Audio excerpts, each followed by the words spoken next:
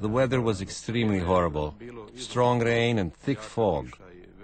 So we went on foot for about an hour up that mountain. Then we came close. It's almost 7:30 at night, 4.5 hours after the crew called for clearance to land. The crash of IFO 21 is finally confirmed.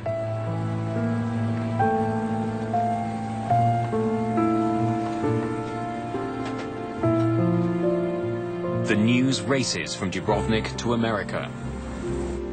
The crash site has been reached by Croatian police, and I've just received word that there's also a Croatian doctor on the scene. The tail section is the only substantial piece of IFO 21 that's left. Debris and bodies are scattered across the mountain.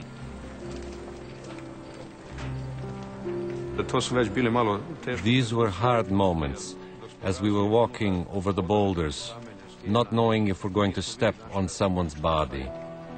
These are the moments that you can't forget.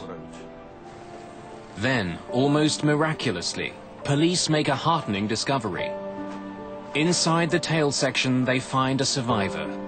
It's Technical Sergeant Shelley Kelly.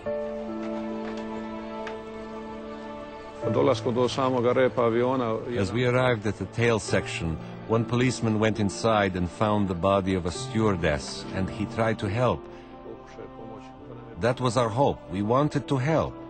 We wanted to save every life, and hers was our chance. We were counting on it.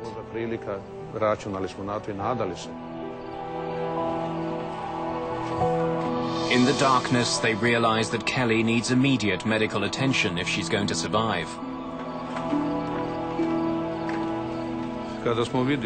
When I realized that there was no one to help, I radioed the police central station in Dubrovnik and got them the location of the crash site. By then, it was completely dark.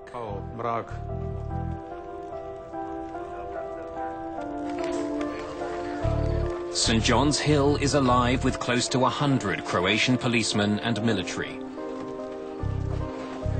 American forces are also rushing to the scene.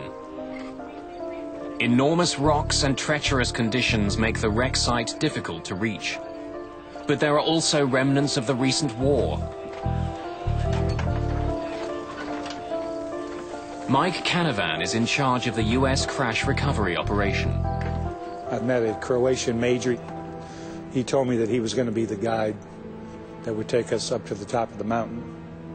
And at that time, he happened to mention that there were several minefields between where we were and the crash site. It takes almost 2 hours for Canavan to finally make it up the rocky hill. We had been walking for some time, and it was very dark. And all of a sudden, I saw something that was darker, and I didn't know what it was. And I reached out, and it was an aircraft engine. On top of the hill, the weather is making it impossible for helicopters to land. Emergency workers can't wait for the weather to clear. They have to get Technical Sergeant Kelly off the mountain immediately. She has a broken spine and other severe injuries. But if she can be kept alive, rescuers hope she can shed some light on what went wrong.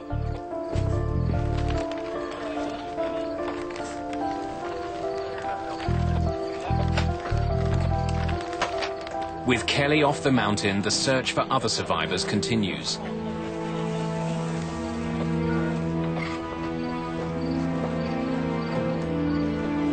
Finally, in the darkness, rescue workers find the body of Ron Brown, the U.S. Commerce Secretary. In fact, as rescuers continue to comb the hillside, all they find are bodies. A.J. Davis and the rest of the crew were probably killed instantly. All the other members of the trade delegation are also killed.